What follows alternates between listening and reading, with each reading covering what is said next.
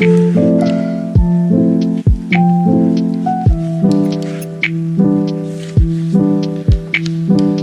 everybody! Welcome back to the OSBS podcast, The Dip. I'm Tori. I'm Isabella. And I'm Branda. And today we will be talking about women's issues. Branda and Wise are actually new to OSBS, so yay! We're welcoming new members.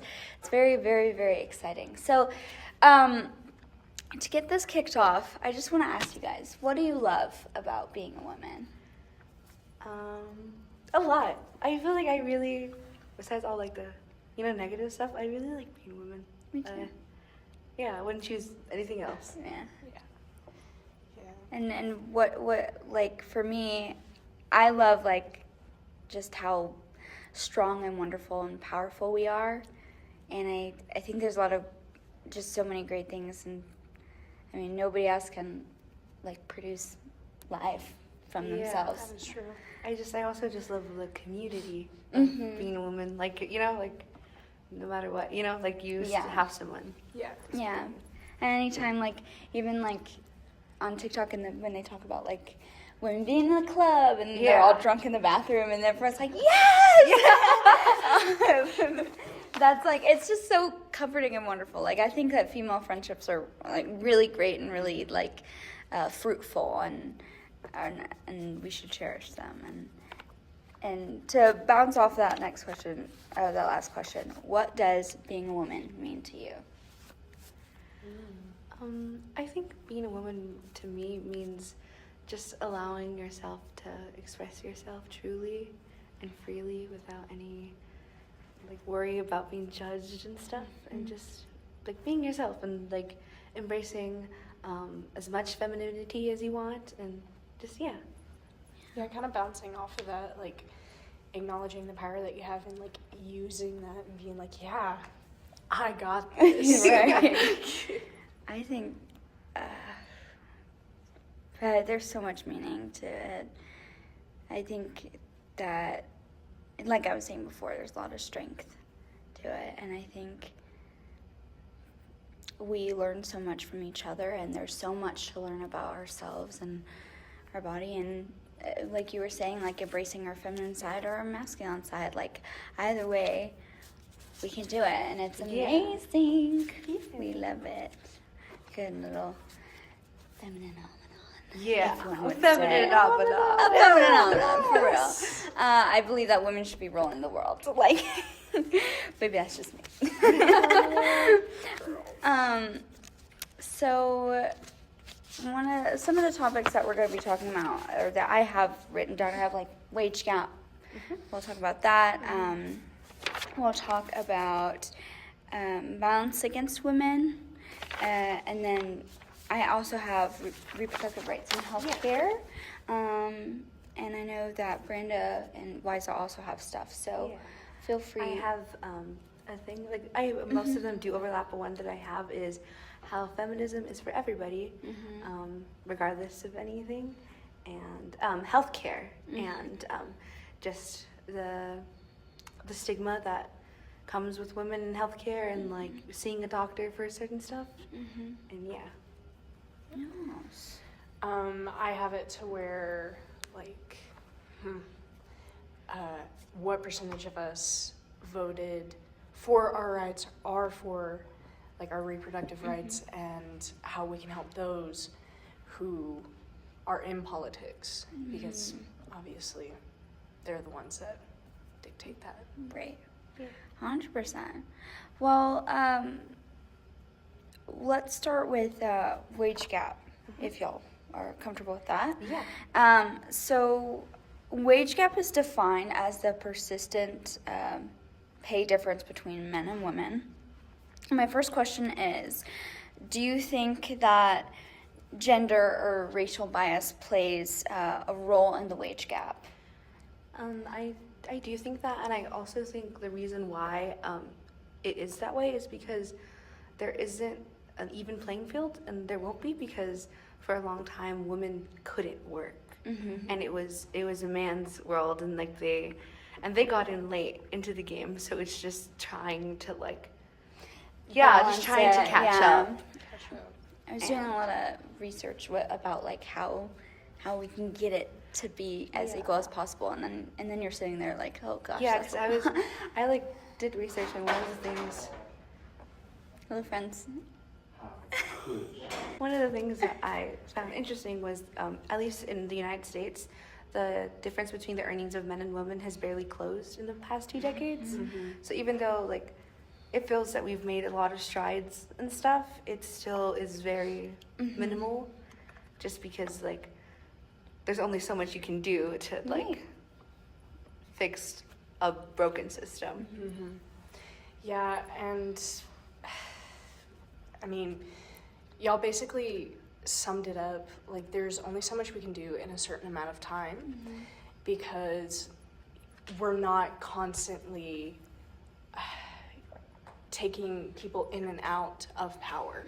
Like, people stay in power for a very long time. Yeah. And so change is going to come very, very slowly. And we just have to find a way around that kind of, for now at 100%. least. And one thing that I like found interesting, because I like even like searching, I was like, why are like women still like making less? Like what like is obviously it's like the system, but what are other contributing factors?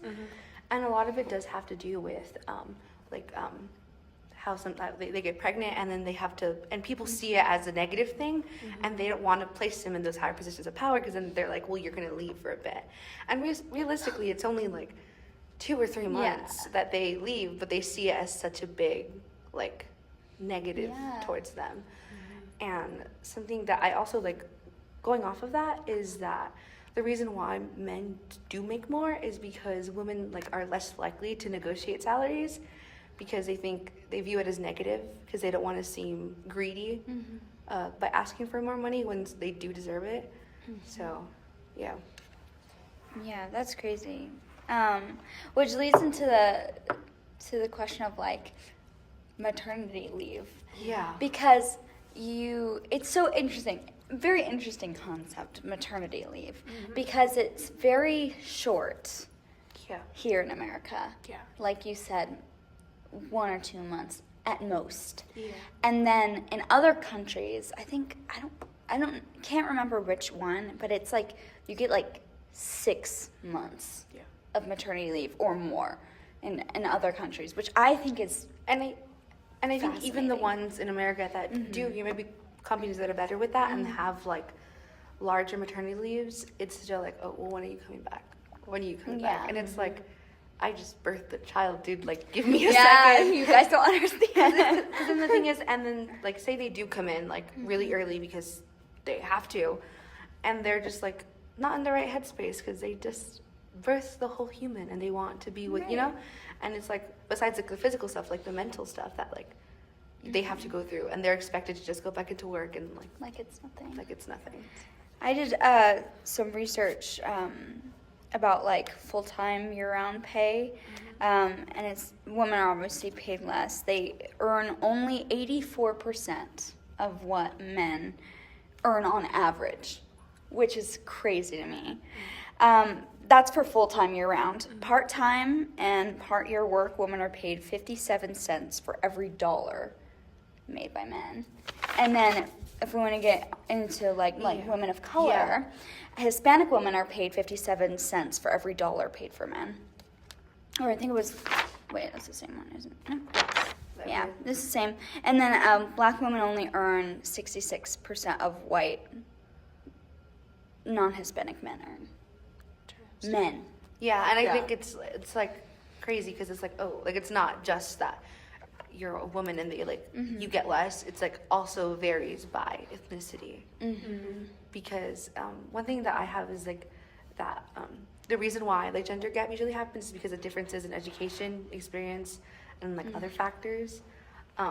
Because like even though like may not be discrimination, sometimes people do see like white like men and just men, they see them as more like, I guess, like corporate and like more like that they have like they will have this power and be responsible and like, you know, not misbehave or get like 100%. emotional, how people like to say. Men are so emotional. I'm just gonna say that they are. It reminds me of that one scene in Barbie when they're in the real Yeah. world and Ken walks into that like huge business office Yeah. and he's like, "Give me a job," and then he's like, "I want to be a doctor," and Yeah. they're like, "Hey, you have to have a license."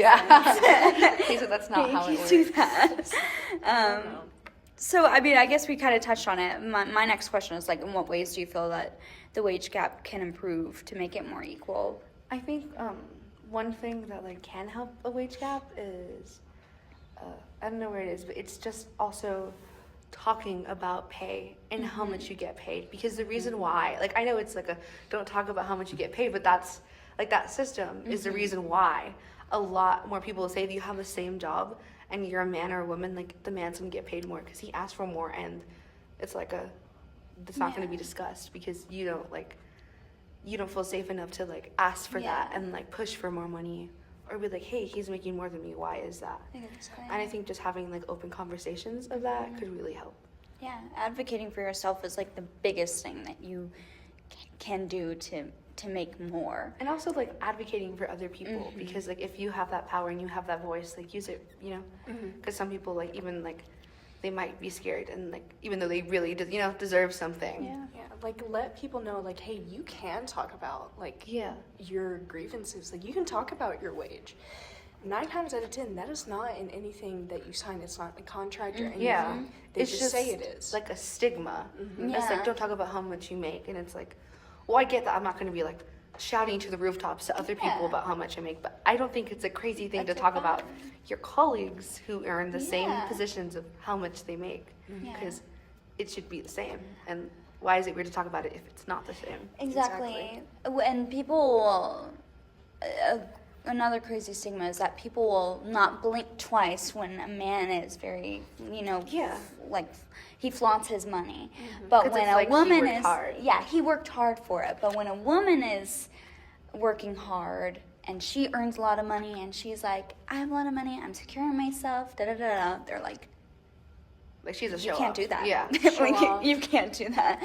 But I think that we have to like work hard in our society to make sure that and normalize being proud of what you earn and working hard and getting to places in life, because if a man can do it, so can I. Exactly. Yeah. You don't have to sleep your way into power. You don't have to.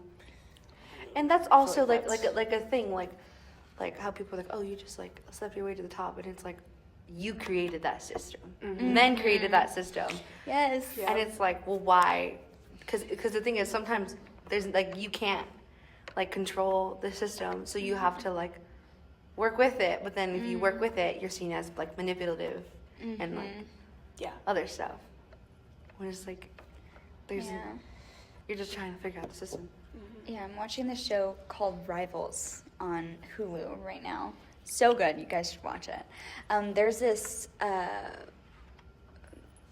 one of the main people is this black woman named Cameron, and she's from New York, and she's this huge TV producer that the people in England have hired to go work for this guy. And she is like such a boss. Like she is wonderful, and she works hard, and she made a name for herself.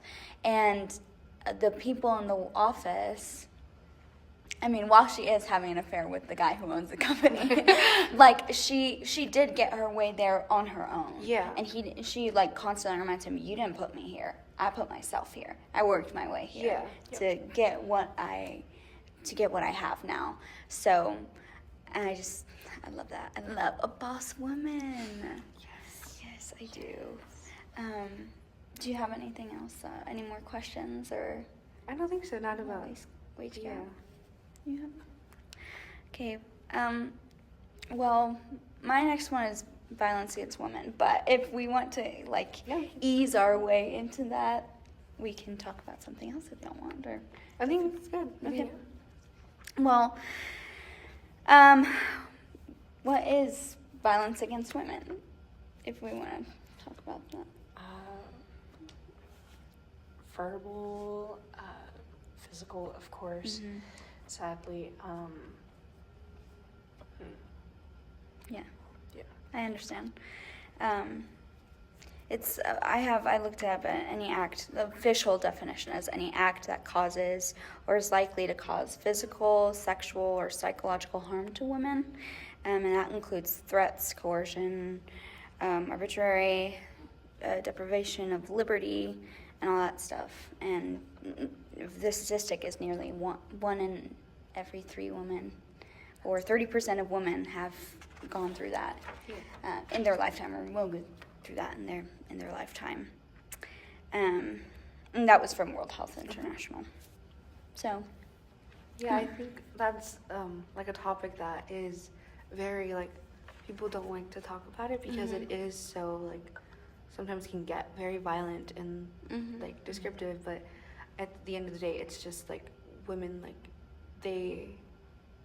it's like something bad happened to them and they don't want to speak out because it just depends on like the relationship between the person who is doing that violence against them, and sometimes they feel like they don't want to speak out because they don't have power, or sometimes it's also someone that they know and they don't want to speak out against someone that they like love because that's what they think it is. It's like they think it's like someone loves them and they're just expressing themselves in that way. But and I think that goes back to like stigmas and stuff. If you speak out against somebody, then that comes back on you as a woman, like, oh, you're just trying to get money out of this, you're just trying to work your way up, you're trying to get something out of it, when in actuality you're just trying to tell the truth and get help. I think what also like really hurts that is when people make these claims that someone assaulted them sexually or like whatever.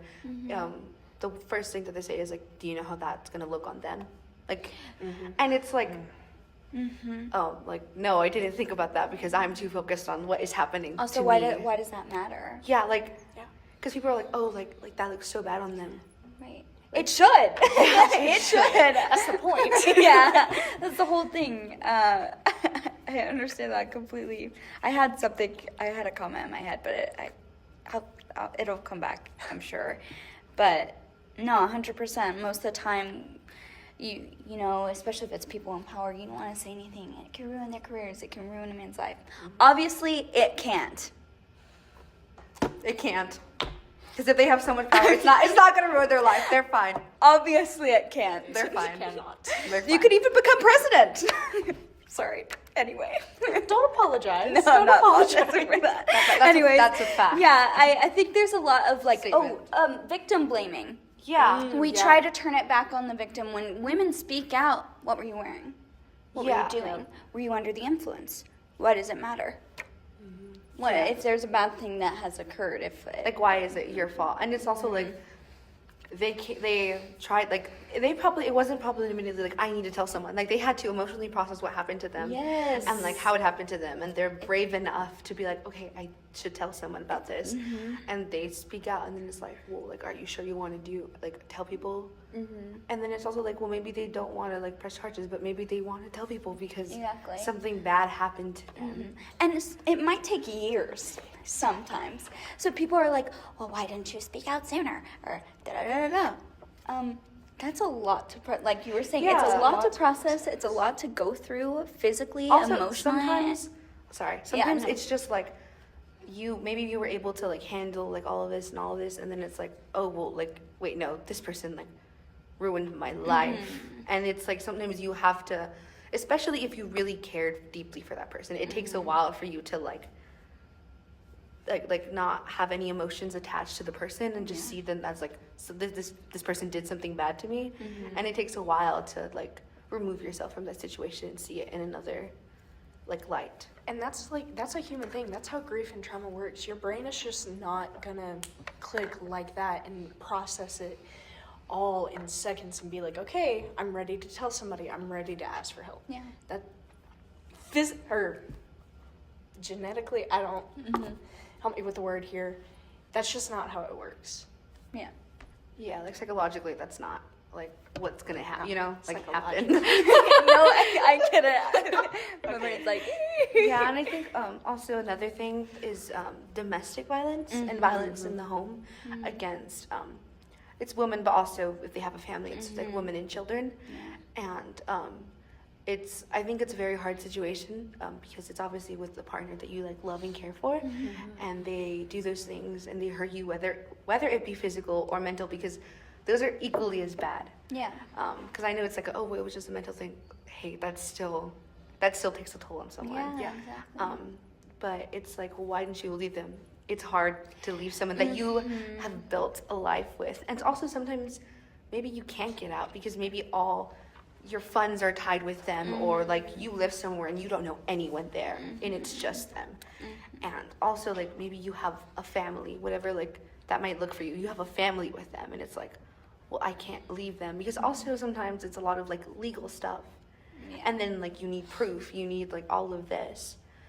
Like they can't because they have a life with them, and it's just like sad, and it's. Because also the thing is, you have a long history with them, because like, you know, you did all that stuff with them, and it's like you want them to change, because sometimes people aren't like that, and they wait a while to show their true colors, and then you think that they're gonna like change back, and they don't. Yeah. There was something I saw on TikTok, I can't remember what it was saying, but it was something along the lines of like, I was waiting around for the rain to stop, and the sun came out for a little bit, and then it started raining again. Yeah. Something like that analogy, which that makes like so much sense, and with all those things. I think especially like when like getting intimate with another person too. Like, there's a lot that can go into that, which leads to my next question. What is consent, guys? Consent is key. That's for Consent sure. is key for everyone, no matter your gender. I think just the reason why is because a lot of most statistics, a lot of women do end up being assaulted because of consent, and people don't know what yes and no means, or also that a yes has to be an enthusiastic yes, and it has to be said at the time and not before. Yeah. And it has to be sober. And you can't be in an altered state of mind, whether that be like mentally or like on something. But yeah, it has to be an enthusiastic yes, and also no can happen. You can say no whenever you want to. Exactly. I was just about to say, consent can be yes. It can also be no. Those are pretty simple meanings. But it can also be yes, and then we get into doing stuff, and then I'm like, actually, I'm not in the mood for it anymore. The correct answer is to go, okay, let's just sit and talk. Consent can change at any time. Exactly. It's not something that's final, and it can be retracted at any point in time. And also, consent, you should not be coerced into a yes. You can't. It has to be a yes without manipulation. Without with like, come on, you know, like, yeah. And a ring on this finger does not mean consent. Exactly. Nothing Even means if you're in a consent. Even if you're relationship. in a relationship, even if you're married, nothing means consent except a yes. Why do you think it's so important that we use consent often in things? Because I think and consent doesn't have to be like inherently sexual. It can be just something that you're doing with someone, and it's like, oh yes, and it's like no. And sometimes you need consent because you need to know your limits, someone's limits, and like what you're fine and not fine with doing. Exactly. Yep. It's just like, it's all about like your communication, and if something doesn't feel right, then you should definitely say something. And if anybody gives you grief for it, we will find them. Leave them. Yes, leave them. Bad. Because if anybody gives you any like grief about consent, and but you literally just said yes, no, I'm be in protecting trouble. my peace. Protect your Protecting my peace and protect yourself, because that person is not a good, not a safe person to be around. Yes.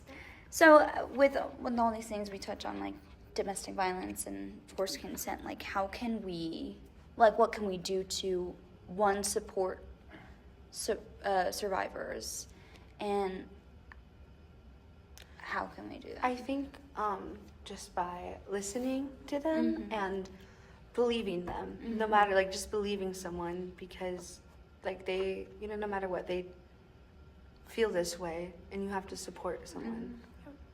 Yeah. Just be there, ready to listen. Don't pry or anything like that. Just be there for them. Make sure that they know that you are there.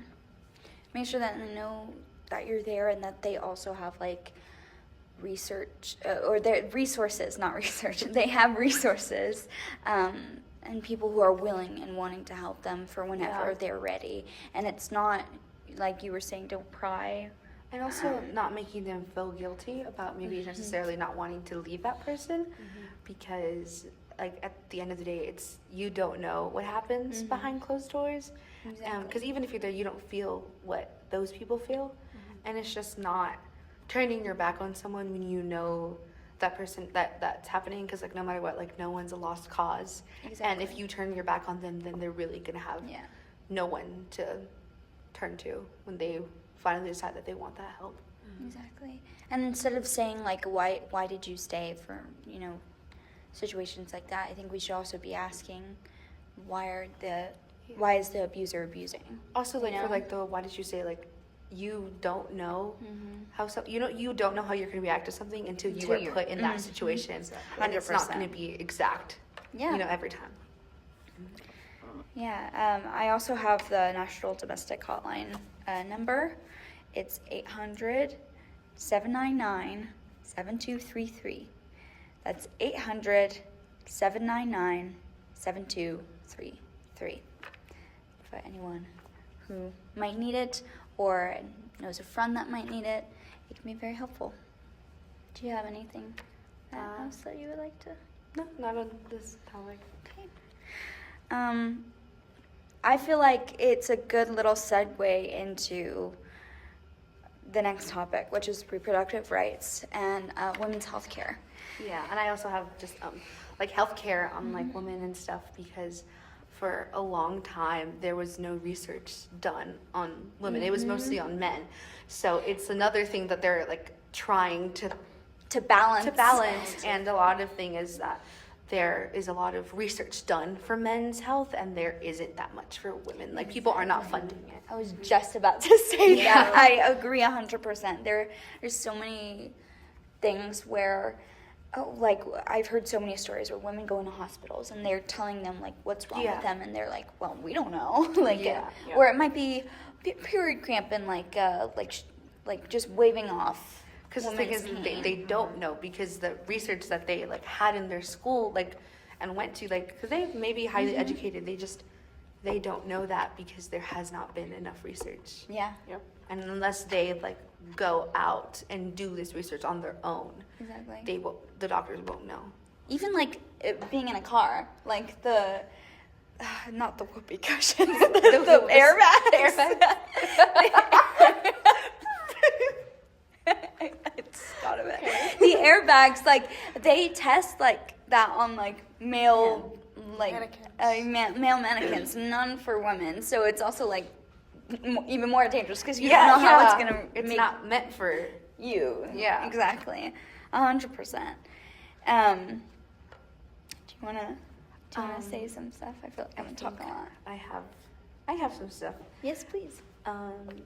That I talked about I'll do the math. That research related to women's health is crucially underfunded. In 2020, only 5% of global research and development funding was allocated to women's health research. This was split into 4% for women's cancers and 1% for all other women-specific conditions. Oh my gosh! Yeah. That is a scary low percent. And the fact that 1% is an umbrella too. Yeah, and it's just the 4% for women's cancers and the rest is for everything else. Wow. Yeah. That is insane. Yeah.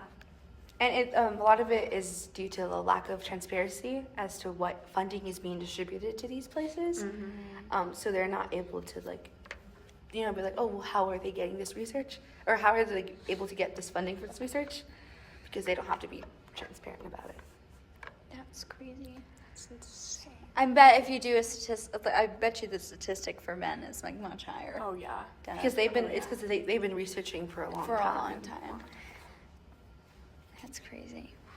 Yeah, and I think it's a lot of going to the doctor and being like, hey, this is happening to me. I feel sick. and I don't. Like, and they're like, oh, well. Sometimes I'll just be like, oh, like, it's your period. Or they'll be like, lose weight, or like, gain weight. And it's like, hey, I don't think that's going to help. I think there's something more that's gotta Yeah. kind of come out of this. You know what I mean? And it's just like not. And there's also this thing, I don't know the specific thing, but it's like a lot of, I think it's mostly heart attacks. Like minor ones with women go unnoticed until way later, because the thing is, like, women are able, just to take a lot of pain. Like, people with uteruses, like, they can take a lot of pain because they have period cramps, and they're like, oh, like, I can get over this, and then they don't realize until later when it's like, is that like, oh, like, by the way, you had a mini heart attack like a day ago. That's crazy.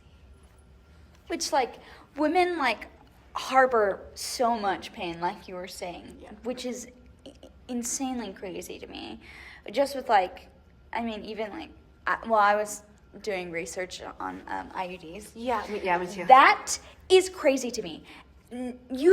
At most hospitals, they do not give you anesthesia don't give you for anything. an insertion of an IUD. They tell you to take, like, Advil beforehand. That is crazy to me, because I've heard, like, well, that leads into, like, reproductive stuff, which we'll get onto later, but I've read, like, heard so many stories about the pain, and you just gotta live with it. Yeah, and it's like, truly sucks that people with, like, who have these uteruses and have these reproductive parts have to deal with that.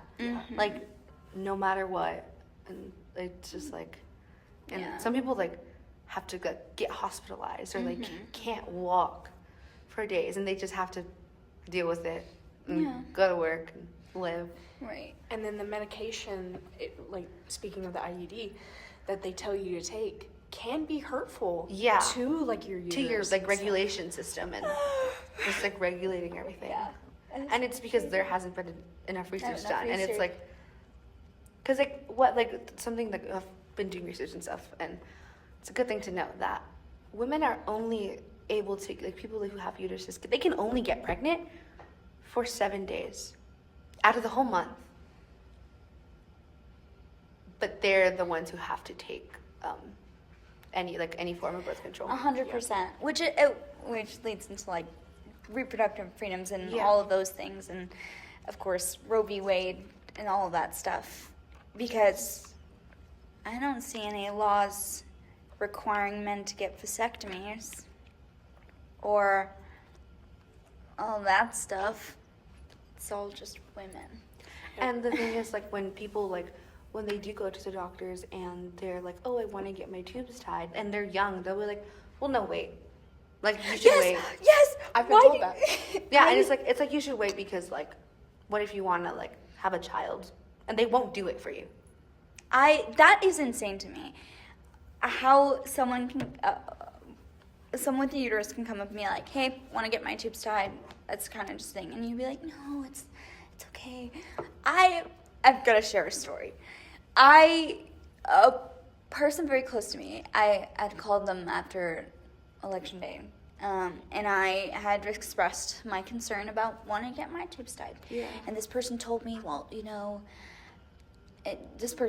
I'm coming from a very religious background, and this person who's very close to me is very religious, and was like, God put you on this earth, and, like, he wants you to be a mother, and da-da-da-da. I said, no, I'm getting my tubes tied. I don't want to be a also mother. that, like, not everyone has to be a mother. Exactly. Or, like, not everyone, like, wants to be a parent. Not everyone wants to, like, do that. And you have to 100%. deal with it. It's not, it's not your life.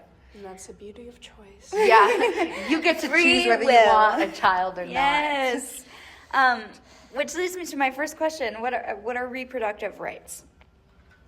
Of course, the right to have health care, since we've been talking, to make that choice for ourselves. The right to bodily autonomy. Yep. Yeah. I agree. It's the definition I have here is the right to make decisions about your body and reproduction without coercion, discrimination, or violence. And these rights include number, spacing, and timing of children, if you want to have children. Right to access information and education about reproduction, and the right to access reproductive health care, including birth control and abortion. And there are lots of different kinds of birth control for women. And if we want to counter that, there's mainly, I think it's just vasectomies for men, or is it I don't think they've actually that's the main one. They haven't really done as much research and medicine-wise to get that for men. Even though it would be easier. Yes, that would be nice. Cheaper too. Yes, very cheaper, but they like money, I think. Which the different types of birth control are the pill, you have an IUD, you have the patches, you get the shots, and am I missing one?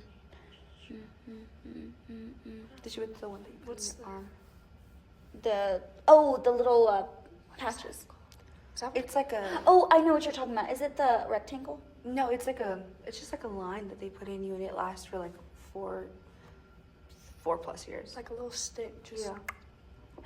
Yes, okay, and the stick. I don't know exactly what it's called, but yes. And it's just you can consult as much with your doctor, but the thing is, they don't know how it's gonna affect your body. Yes. Because they haven't done too much research on different people. Yeah. And how your body is going to react to it. 100%. So it's something that you kind of have to do on your own, and you have to and educate discover on your own too, because especially with the pill, there are many different types and dosages of the birth control pill, but each one will affect your body differently.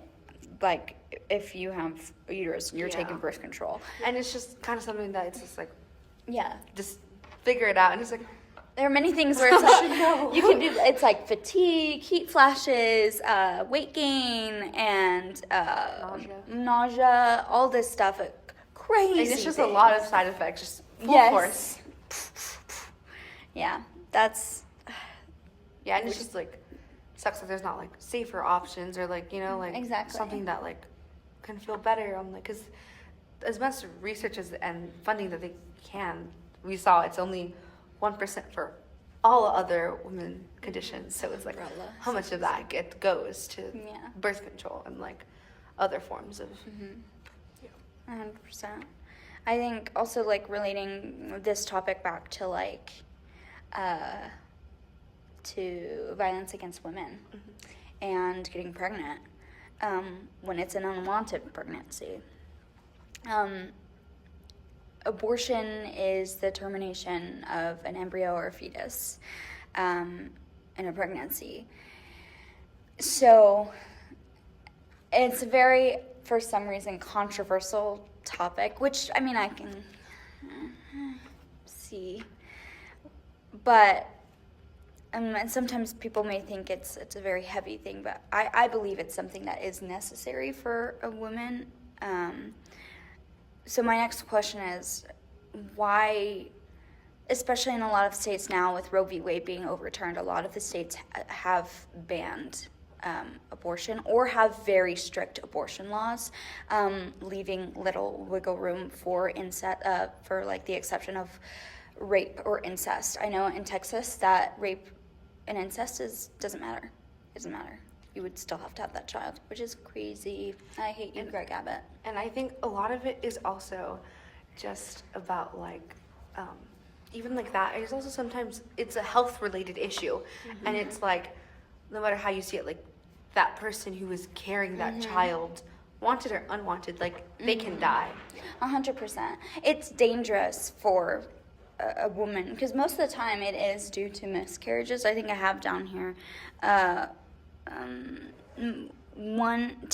to 20 in 100 pregnancies will result in miscarriage. And I think a lot of people who do not want to talk about it because it's such a sensitive topic, it's the reason why it's sensitive is because they put their emotions in front of it, and it's not an emotional thing. It's a very health related issue, and it's just something that honestly is between you and your doctor. 100%. Because no one knows, you're not birthing that child, you're not having to deal with that and that pain and everything.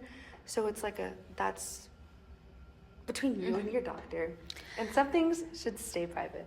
Right. And like 100%. I think, but also like if like it's good to talk about this stuff because you need to like be informed and stuff. But don't let your emotions get in the way, because it's a health thing at the end of the day is what it comes down to, and is what a lot of other countries see it as, is a health issue and not. Yeah. Emotions, ideologies, Oh, yeah. anything like that should not be. Oh, I just getting in the realized way. I had. Sorry, guys. I realized I have mustard on me. That's crazy. Sorry. But I was just gonna say, 1 in every 4 women will have an abortion in their lifetime, and 44.8% of them will be in their first trimester, where it is still an embryo, so not a fetus. And 95% of abortions are the result of unwanted and unintended pregnancies. And the reason it's so important, like you were saying, it is healthcare at the end of the day, and it's very important.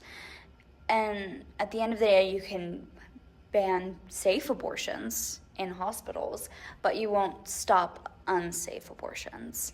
And I think that is more dangerous than it being by certified people who have a license and are able to protect you more and all that stuff. I think it's more dangerous for you to take it into your own hands.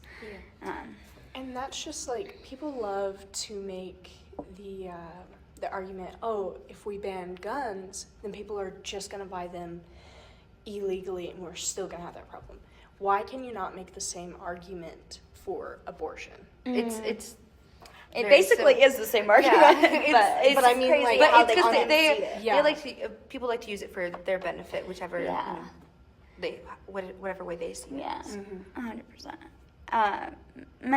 Like I was saying earlier, many states of the U.S. Have enacted harsh abortion bans in their states. Only 17 out of the 50 states in the United States still allow abortion. But these rights may be slipping away in our near future. And I did some research into the maternal mortality rate. In Texas alone, it has risen by 56% compared to just 11% nationwide in 2019, which is pretty scary. And that, again, like, it only stops safe abortions. And my next question is, why is it so important to protect these reproductive rights and keep on fighting for that? I think people have been fighting for these rights for a long time. Like, even though it may seem like it's just like a very recent thing, it's not. People have been fighting for a long time for this, and they've been doing the work, as small as it is, and they did all of this, and it just feels like we're regressing from the work that had been done. And I think if you don't speak up about that, it's just going to keep we're just going to keep regressing and regressing. Like you were saying, I think it's only in 1920 were white women allowed to vote. And then only in the 1970s were you allowed to get a credit card without having your husband, or opening a bank account without your husband. Like, these things, yes, we've been fighting little by little, but it is still very, very recent. Gay marriage was legalized, like, 2015? 2015. 2016. I know it was under Obama. One of those. 2015, 2016. Not too long ago. Which people have been fighting for a long time. And also there is something so empowering about that, of course. I remember when I went to go vote, I just remember feeling so proud, and I cried I shed a couple tears because it was just so empowering. It was till recently, people, my people, they weren't able to vote. Women weren't able to vote. They weren't able to have that voice in democracy. So many women who came before us fought tirelessly and were just continuously harassed or abused to get what we have now. And it's sad, but it's sad that we're taking a step back instead of moving forward. And yeah.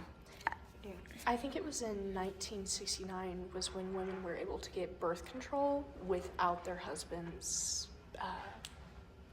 words. Yeah. Without their husband's consent. Consent, yes. Yeah. That's crazy to me. So, yeah. Another thing that goes into that is like, how do we protect it? We vote. Which I know you have. I know you have some stuff on that, some statistics. So, 54% of women voted for Kamala Harris, and there was a 10% gender gap in votes. Mm-hmm. So,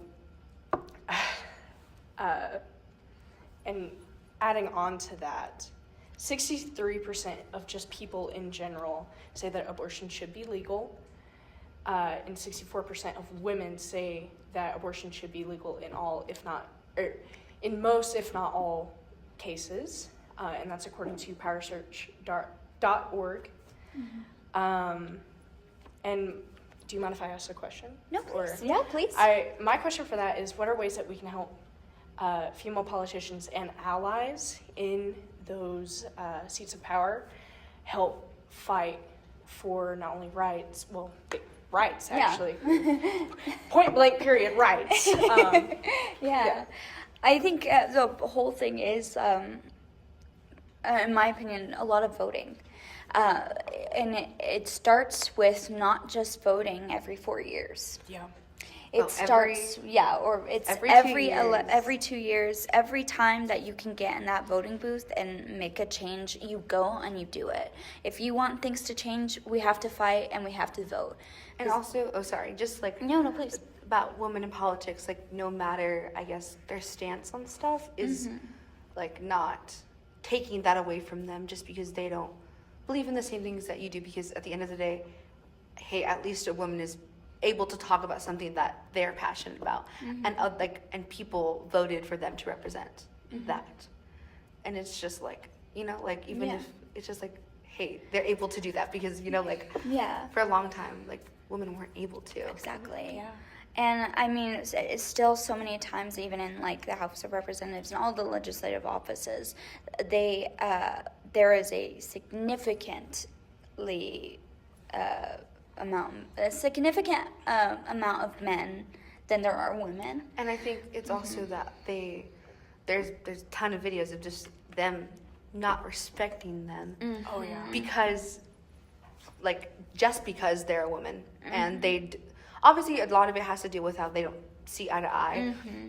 But if it was a man and a man not seeing eye to eye, they would be respectful about it. But when it's a woman, no matter the party, it gets disrespectful. I mean, you can compare that with this election and then the 2020 election. I was just about to say, yes, please. Yeah. So like Joe Biden, of course, like people would make fun of him and berate him, as you do with most presidential candidates, but never once was it brought up that he didn't know anything about, it was brought up, but not to the degree like, oh, he's unqualified, less qualified than Trump, oh, he slept his way into power or anything like that.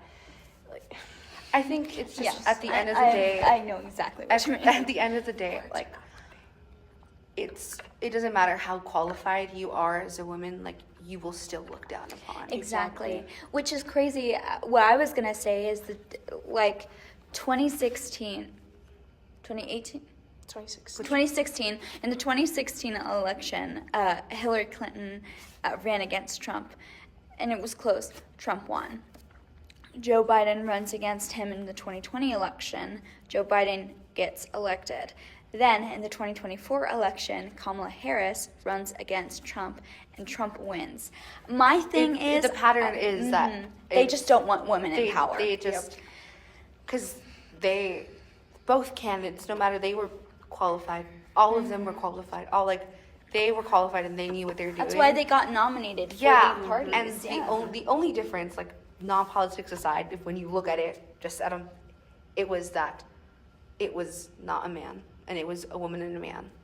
Man versus woman. And because the thing is, like women sometimes like to put each other down, and they don't. They follow other people, because they don't want to be seen as like a feminist, because like some people don't like that word. It's because people misconstrue the definition of feminism as completely hating men. Yeah. But that's not what it is at all. That has a different definition. Yeah, I have the definition Yes, from please. This book called Feminism is for Everybody. To be feminist is an authentic self of the term, is to want for all people, female and male, liberation from sexist role patterns, domination, and oppression. Because I think what people don't understand is that feminism isn't just, we don't like men. Feminism is we want everyone to have equality. And it's like, because the thing is, as much as like misogyny does affect women, it also affects men, because men aren't allowed to feel emotion or to ask for help because they feel that they have to, behave a certain way. And I would argue. Never mind. I won't say that. What I think is interesting too is that even though feminism has that negative, I'm gonna say connotation. Yeah, it does. It's really not. 70% of people, just people in general, say that the feminist movement has done enough for rights in groups and institutions, and then 4 in 10 women say that feminism has helped them personally.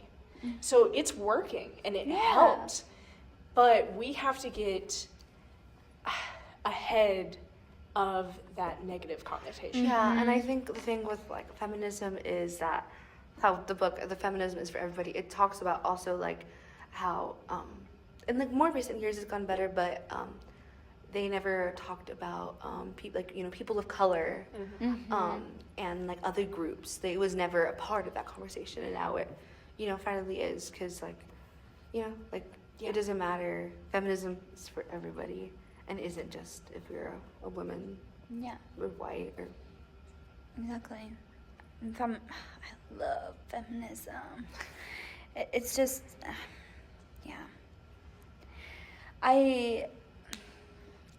I have this little book. It's of a TED Talk from, I can't remember her name right now, but it's in a Beyonce song. I don't want to say it's in Flawless. It is in Flawless. But she talks about, can you look it up? Yeah, I will. I think it's everyone should be a feminist is the title of it. Sorry, I'm connecting to the Wi-Fi. No, you're so good. Sorry, I have it. It's a little tiny book, and it's the entire TED Talk plus more. Okay.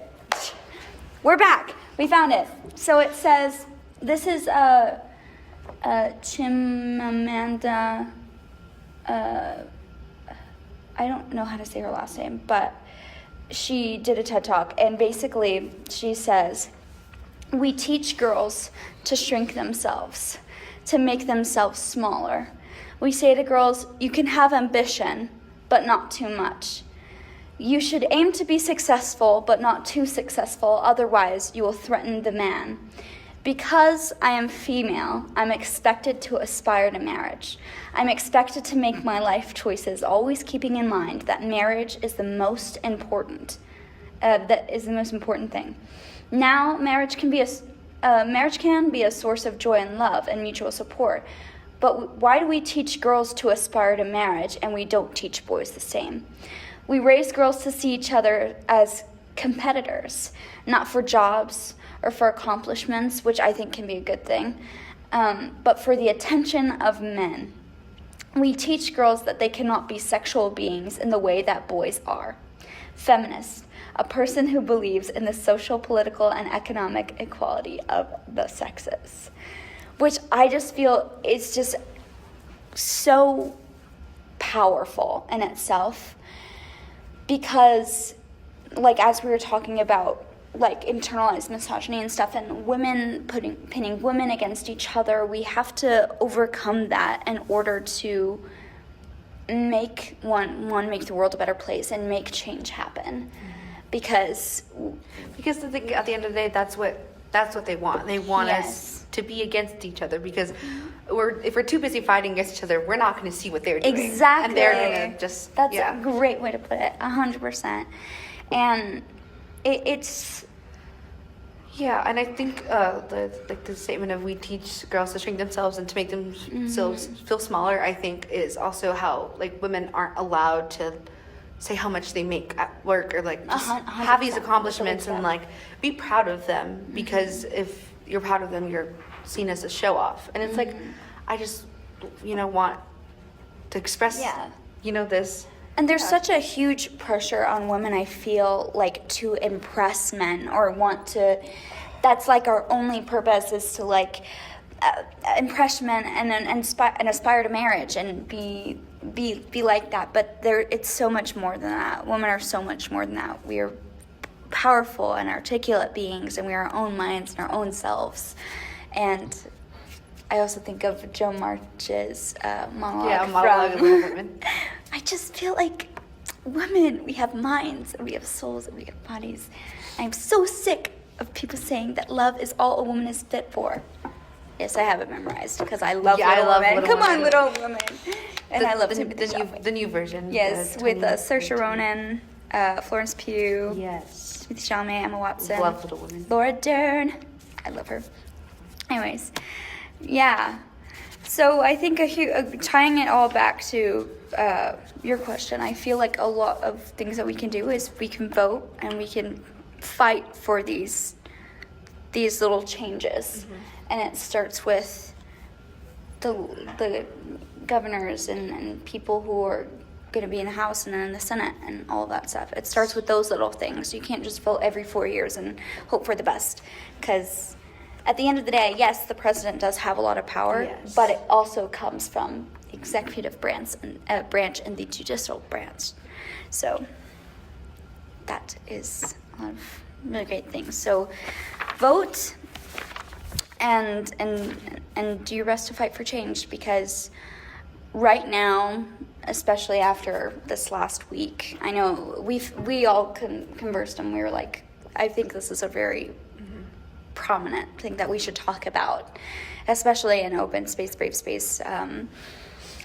Just after the results of the election, no matter how you feel, or even just like because the results open this wide discussion of all of these issues and topics. It opens a bigger, it like a magnifying glass over them, because now these things could be up in the air.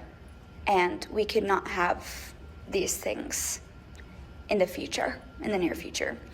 And so we need to not only just protect ourselves and be asking how can we protect ourselves, we also need to be protecting other women and showing up and supporting for them and being a shoulder to lean on and cry on, but also be strong, because it's not going to end here. There's so much more that we have to do. So check in with your people, and then don't stop fighting for all of that. And just know, if you don't think it's a big deal now, it is going to be.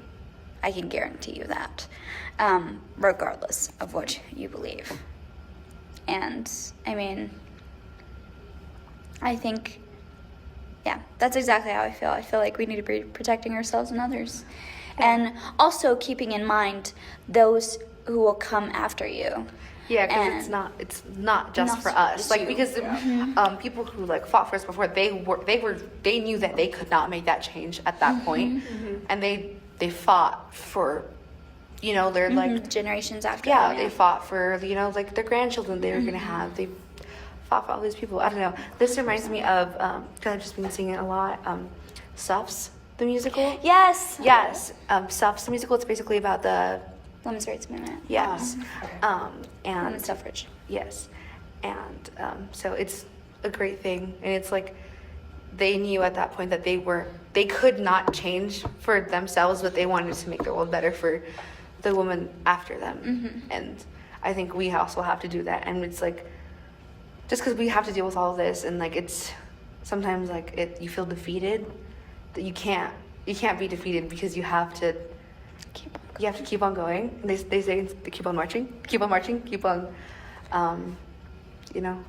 And that's just like what we were talking about earlier, is changes are slow, so that's why it's important to start now. Yeah. And like start hitting hard now instead of later. Because as much as like we'd love to think that like we're gonna change this and it's gonna happen right away, that's not how it happens. Sadly, Yeah. sometimes people just need time for laws to be made, or for people 100%. to grasp what's happening, and we just have to be ready To fight, and I also think to spread love.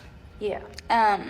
It's I guess like such a basic thing to saying spread love, not hate, but that's the moral at the end of the day.